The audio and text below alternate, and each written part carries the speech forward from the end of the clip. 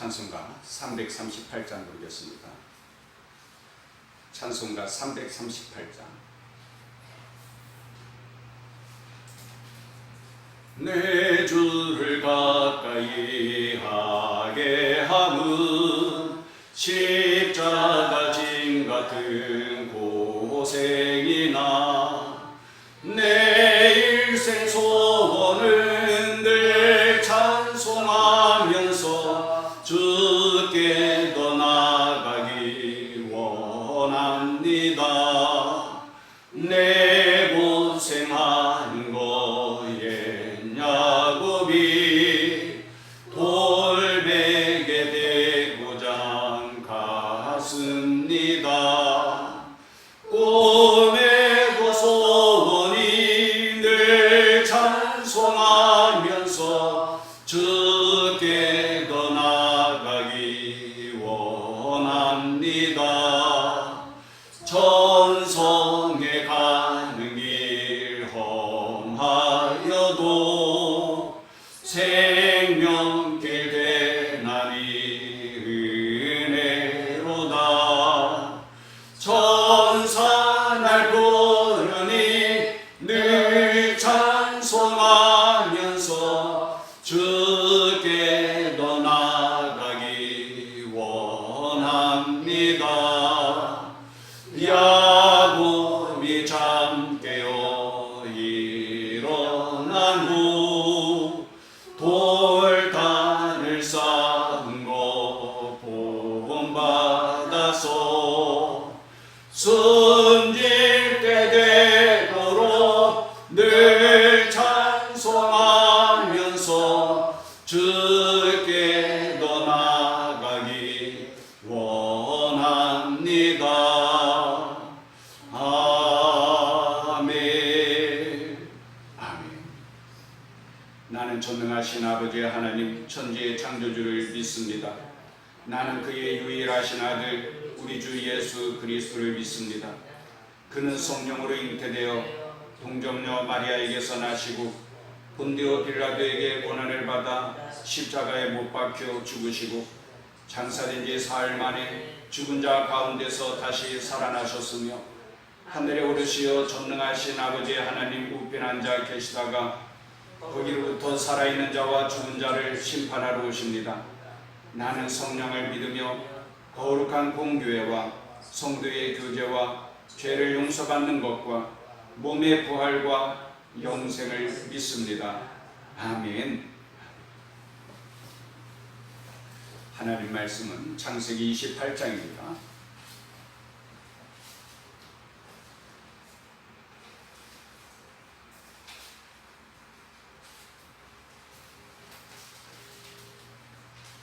창세기 28장 말씀 같이 읽습니다. 이삭이 야곱을 불러 그에게 축복하고 또 당부하여 이르되 너는 가나안 사람의 딸들 중에서 아내를 맞이하지 말고 일어나 밧단 아람으로 가서 내 외조부 부두엘의 집에 이르러 거기서 내 외삼촌 라반의 딸 중에서 아내를 맞이하라. 전능하신 하나님이 내게 복을 주시어 네가 생육하고 번성하게 하여 네가 여러 족속을 이루게 하시고 아브라함에게 허락하신 복을 내게 주시되 너와 함께 네 자손에게도 주사 하나님이 아브라함에게 주신 땅 곧 네가 거류하는 땅을 네가 차지하게 하시기를 원하노라. 이에 이삭이 야곱을 보내매 그가 밧단 아람으로 가서 라반에게 이르렀으니 라반은 아람 사람 부두엘의 아들이요 야곱과 에서의 어머니 리브가의 오라비더라. 에서가 본즉 이삭이 야곱에게 축복하고 그를 밧단 아람으로 보내어 거기서 아내를 맞이하게 하였고 또 그에게 축복하고 명하기를 너는 가나안 사람의 딸들 중에서 아내를 맞이하지 말라 하였고 또 야곱이 부모의 명을 따라 밧단 아람으로 갔으며 에서가 또 본즉 가나안 사람의 딸들이 그의 아버지 이삭을 기쁘게 하지 못하는지라. 이에 에서가 이스마엘에게 가서 그 본처들 외에 아브라함의 아들 이스마엘의 딸이요 누바요스의 누이인 마할릿을 아내로 맞이하였더라. 야곱이 부엘세바에서 떠나 하란으로 향하여 가더니 한 곳에 이르러는 해가 진지라. 거기서 유숙하려고 그곳에 한 돌을 가져다가 베개로 삼고 거기에 누워 자더니 꿈에 본즉 사닥다리가 땅 위에 서 있는데 그 꼭대기가 하늘에 닿았고 또 본즉 하나님의 사자들이 그 위에서 오르락내리락하고 또 본즉 여호와께서 그 위에 서서 이르시되 나는 여호와니 너희의 조부 아브라함의 하나님이요 이삭의 하나님이라. 네가 누워있는 땅을 내가 너와 네 자손에게 주리니 네 자손이 땅의 티끌같이 되어 네가 서쪽과 동쪽과 북쪽과 남쪽으로 퍼져나갈지며 땅의 모든 족속이 너와 네 자손으로 말미암아 복을 받으리라. 내가 너와 함께 있어 네가 어디로 가든지 너를 지키며 너를 이끌어 이 땅으로 돌아오게 할지라. 내가 네게 허락한 것을 다 이루기까지 너를 떠나지 아니하리라 하신지라. 야곱이 잠이 깨어 이르되 여호와께서 과연 여기 계시거늘 내가 알지 못하였도다. 이에 두려워하여 이르되 두렵도다. 이곳이요 이것은 다름 아닌 하나님의 집이요 이는 하늘의 문이로다 하고 야곱이 아침에 일찍 일어나 베개로 삼았던 돌을 가져다가 기둥으로 세우고 그 위에 기름을 붓고 그곳 이름을 베델이라 하였더라. 이 성의 옛 이름은 루스더라.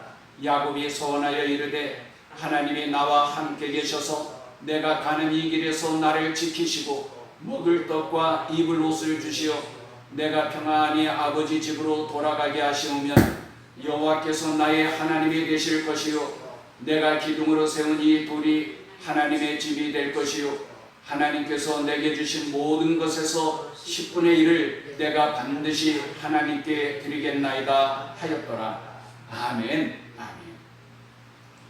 오늘도 주님과 동행함으로 말미암아 기쁨과 행복에 넘치는 좋은 날이 되기를 축복합니다. 오늘 창세기 28장 말씀을 읽었는데 오늘 말씀은 아버지의 축복을 받은 야곱이 이제 형 에서의 칼을 피하여서 멀리 하란 땅, 그러니까 밧단 아람이라 그러는데 밧단 아람은 그 큰 지역, 넓은 지역을 말하는 것이고 그 밧단 아람의 수도가 하란입니다. 그곳으로 이제 도망가게 되는 그런 내용의 말씀입니다. 1절에 이삭이 야곱을 불러 그에게 축복하고 또 당부하여 이르되 너는 가나안 사람의 딸들 중에서 아내를 맞이하지 말고 일어나 밧단 아람으로 가서 내 외조부 부드엘의 집에 이르러 거기서 내 외삼촌 라반의 딸 중에서 아내를 맞이하라. 야곱은 장자로 태어나지를 못했어요. 차자로 태어난 거예요. 그런데 그렇게 차자로 태어난 야곱은 장자의 축복받는 것을 굉장히 사모합니다. 이루어질 수 없는 일이잖아요. 이미 운명적으로 차자로 태어났는데 어떻게 장자의 축복을 받습니까? 그럼에도 불구하고 장자의 축복받기를 굉장히 사모하는 거예요. 우리 주님께서 천국은 침노하는 자가 빼앗는다 그랬는데 우리가 본래 자격이 안 돼요. 어떻게 우리가 천국에 들어갈 수 있습니까? 그러나 사모하는 자는, 침노하는 자는 천국을 차지하게 되는 것을 믿습니다. 자, 그토록 장자의 축복을 사모하였던 야곱, 그래서 별수단을 다 쓰지 않았습니까?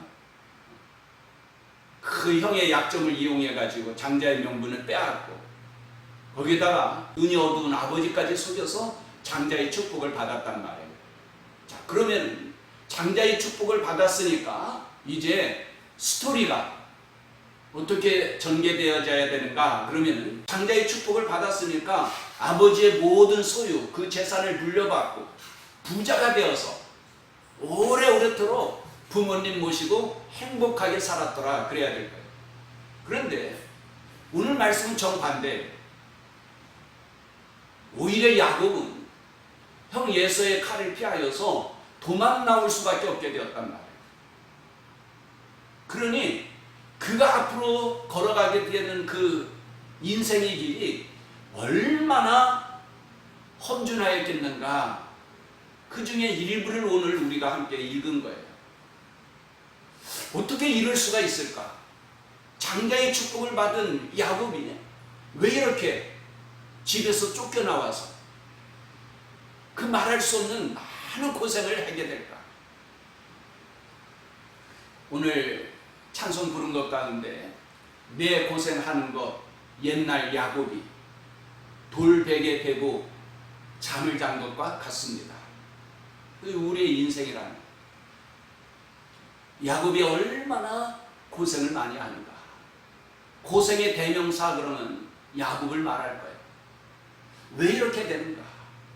축복받은 야곱이 왜 이렇게 형통한 길을 걸어가는 것이 아니라 말할 수 없는 고난의 길을 걸어가야 되는가? 그러면 하나님 편에서 우리에게 축복을 주실 때는요, 항상 먼저 우선되고 또 가장 중요한 것이 뭐냐면은 하나님께서 주실 축복을 담을 수 있는 그릇입니다. 그릇을 준비해야 되는 거예요. 이 축복 담을 수 있는 그릇이 준비되지 않으면 하나님께서 주시는 축복을 담을 수도 없을 뿐만 아니라 오히려 그것이 복이 아니라 저주가 될 수 있더라 그 말이에요. 제가 가끔가다 그런 말씀을 드리는데 돛담배가 바람의 힘을 이용해서 항해할 수 있단 말이에요. 그렇다고 해서 배는 작은데 돛이 굉장히 크다고 그러면은 그 배가 빨리 달릴 수 있는 것인가? 아니에요. 그냥 뒤집어지는 거예요. 전복되는 거예요. 더 중요한 것이 무엇인가? 돛의 크기보다도 먼저는 배가 커야 되는 거예요. 그릇이 커야 된다 그 말이에요. 그러니까 하나님께서 우리에게 복을 주실 때는 먼저 하나님이 어떤 작업을 하시는가? 그릇을 만드는 거예요. 하나님께서 주시고자 하시는 그 복을 담을 수 있는 그릇을 먼저 예비하도록 하나님께서 역사하십니다. 그러면 그 그릇을 크게 만들고 견고하게 만드는 방법이 뭔가? 그러면 바로 그것이 고난이다라는 거예요. 그리고 우리가 성경을 쭉 보면은요, 성경에 나오는 위인들 보세요. 다 한결같이 고난의 길을 걸었던 거예요. 말할 수 없는 고난의 길을 걸으면서 먼저 그릇을 잘 준비했던 거예요. 큰 그릇으로, 튼튼한 그릇으로 하나님께서 주시는 모든 복을 담을 수 있는 그릇으로 예비되어지는 거예요. 그래, 하나님을 믿는 성도들이 당하는 고난은 세상 사람들이 당하는 고난과 달라요. 세상 사람들이 당하는 고난은 그야말로 가시에 찔리면서 말할 수 없는 고생과 고통 가운데에서 멸망의 길로 걸어가는 고난이라고 한다면, 하나님의 자녀들이 당하는 고난은 축복을 담을 수 있는 그릇으로 준비되어지는 고난인 것을 믿습니다. 오히려 우리에게 유익이 되고 복이 되는 고난인 것을 믿습니다. 그걸 우리가 먼저 인정할 수 있어야 돼요.